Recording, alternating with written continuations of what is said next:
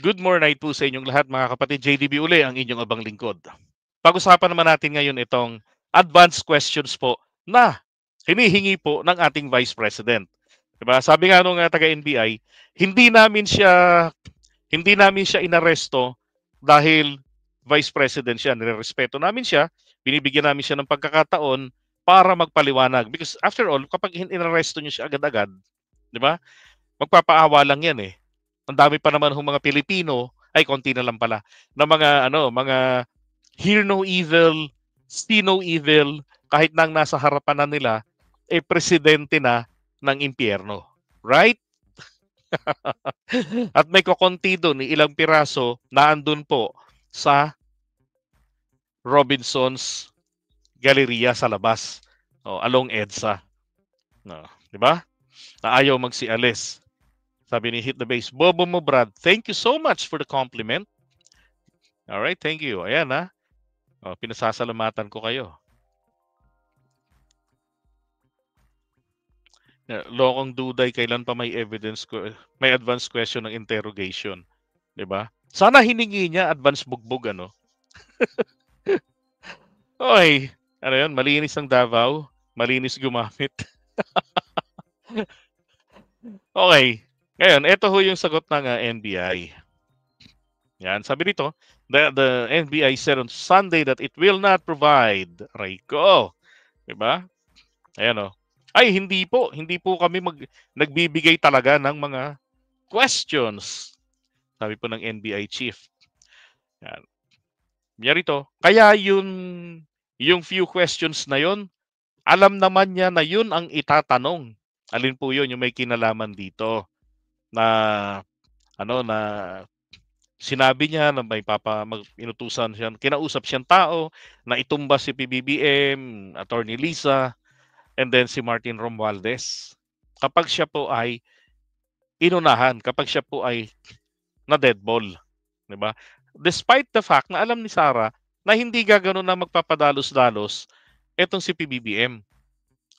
'Di ba? Kasi mangyayari niyan, magkakaroon ng justification po yung human rights issues laban po sa kanilang pamilya. 'Di ba? Now, sabi rito, kaya yung mga tanong na yon, ang itatanong sa kanya, sabi niya, bakit nasabi at nakapagbanta siya sa ating presidente, kay Lisa, and then kay SMR, bakit ganon? So bakit may kinausap siyang tao? Yun yung usual. Pero yung other questions pa ay hindi na namin maibibigay. Patay kayo ngayon dito. Now, nakatakda sanang humarap nga siya ng November 29, pero upang bigyang linaw ang kanyang pahayag, diba, nagbigay ng utos sa papatay sina ganito. Kaso, hindi naman po kasi nga dumating, di ba? Si Sara kasi nga sabi, late niya nang nalaman. Kunwari, late niya nang nalaman. Na-cancel ang hearing ng Committee on Good Government sa Kongreso. Now sabi, gayon pa man, hinihiling ng kampo ni Duterte sa NBI na muling i-schedule ang pagdinig. Nireset naman ito sa ng NBI sa November 11 para bigyan siya ng mas maraming oras para mas maganda. Diba? Okay lang yan. Tama yan. Binigyan siya ng oras. Ito pa, ito yung hiniring naman ni Sara. Nabigyan siya ng isang malinaw na kopya ng reklamo laban sa kanya at iba pang mga dokumento na nagpasimula ng investigasyon. Pati na rin ang listahan ng mga taong balak. Diba? Pati na rin listahan ng mga tanong na balak itanong sa kanya. Ayon kay Santiago, ang kooperasyon ng BC, nakaraan pinaliwanag niya na yan eh. Diba? Ano ho ba kasi yung ikakaso sa kanya? Ito ho yung pinakamabigat na ikakaso kay Sara. Yung pong paglabag dito sa batas kontra sa terorismo na pinirmahan mismo ng kanyang tatay. Sabi ni Sara dito natatawa ako sa violations on the anti-terrorism law. Abogado ako. Alam ko kung anong illegal at hindi illegal. Alam ko kung anong actionable at hindi actionable. Hindi actionable ang maghabilin ka. Hindi actionable yon. Walang active threat kung hindi ako mamatay. Walang mali doon. Walang illegal doon. That is your interpretation. Di ba? Kasi maliwanag na nga lang doon sa our revised penal code natin eh. Meron kang kinausap na pa-oo mo, there was a meeting of minds, there was agreement, so ibig sabihin the contract is completed.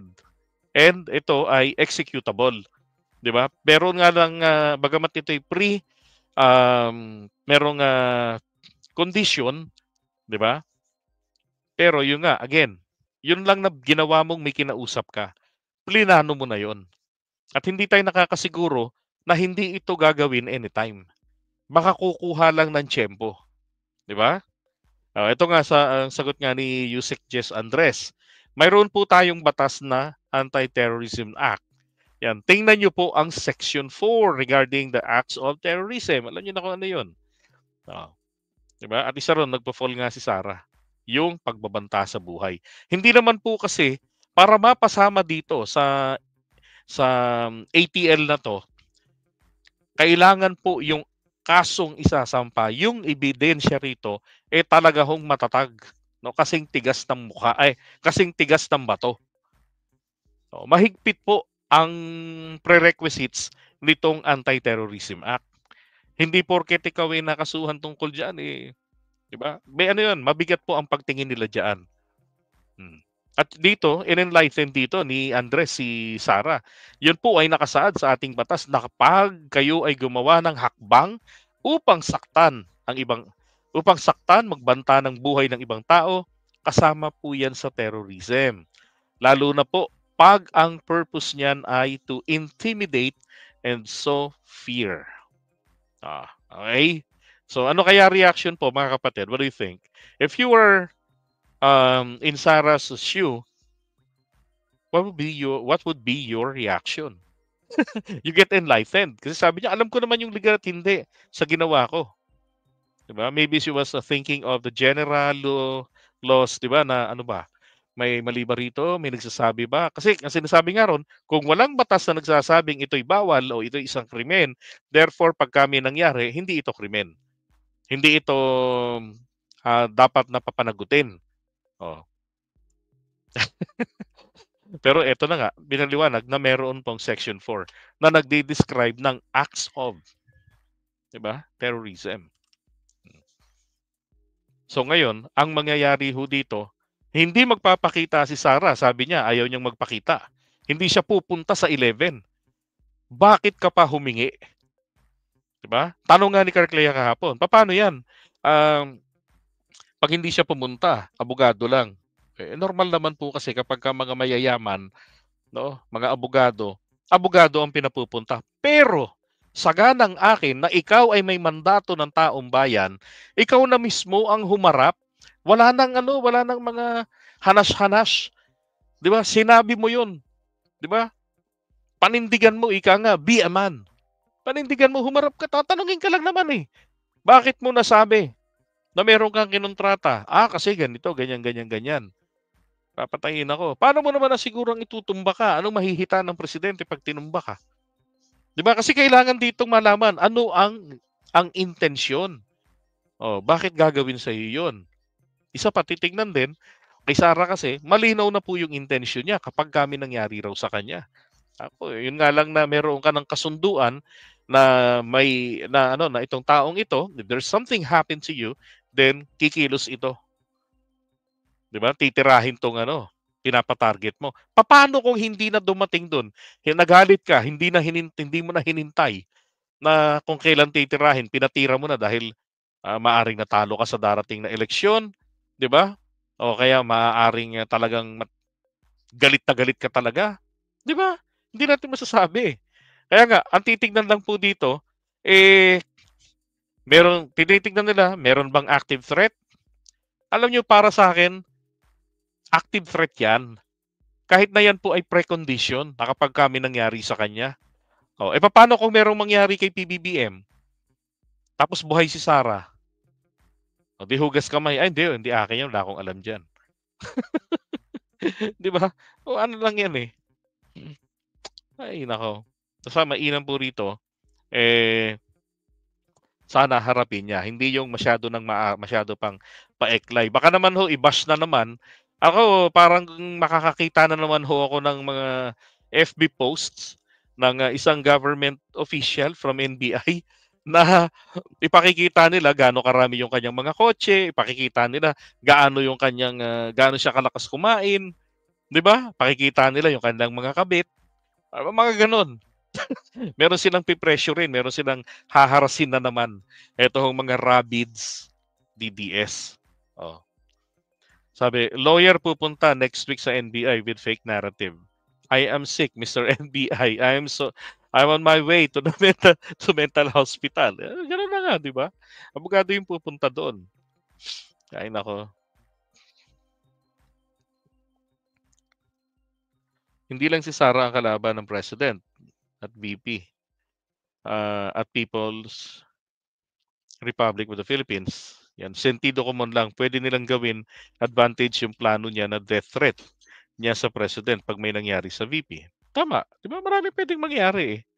Marami pwedeng mangyari. Kaya lang, again, uulitin ko lang, mahirap pong patunayan yun. Mas madaling mapapatunayan dito, di ba?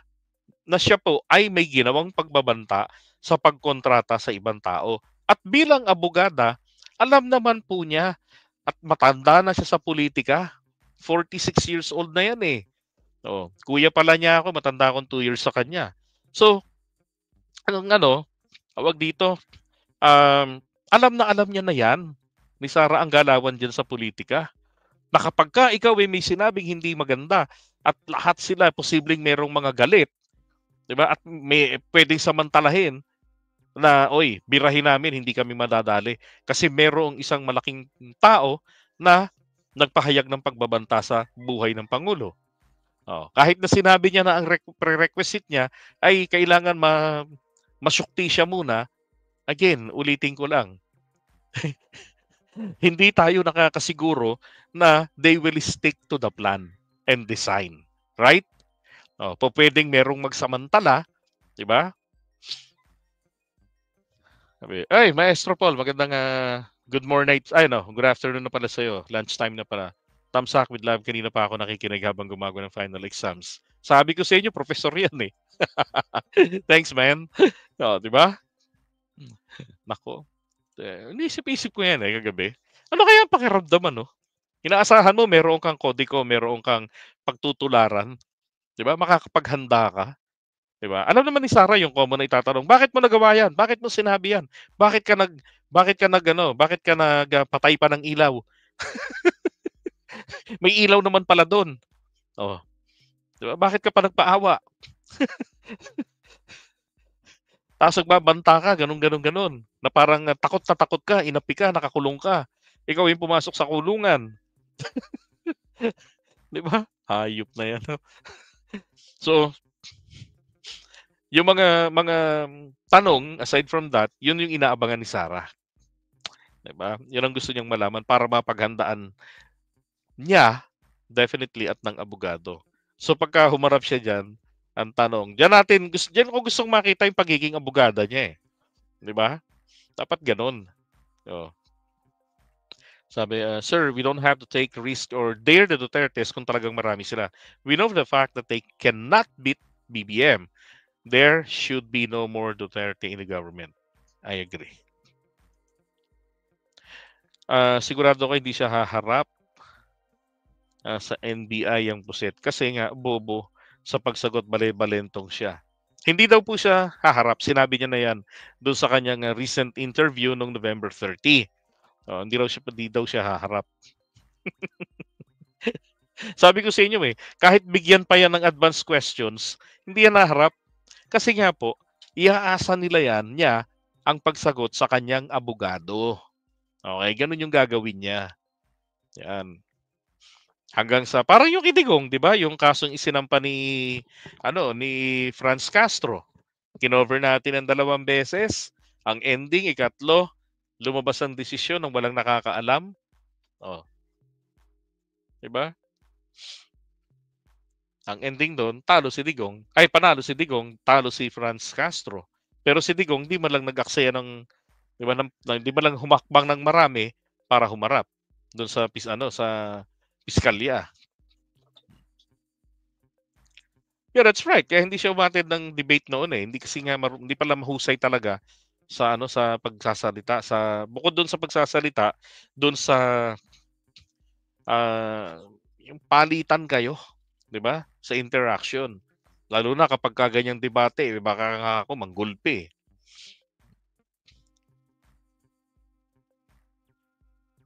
Kaya ni Sarah saktan ang sarili niya tapos isisisi sa iba para lang makuha niya ang simpatya ng mga tao. That is also possible. Nasaktan niya yung sarili niya, 'di ba? Parang kay Enrile noon, ambush me. Oh, pwede niyang gawin 'yun.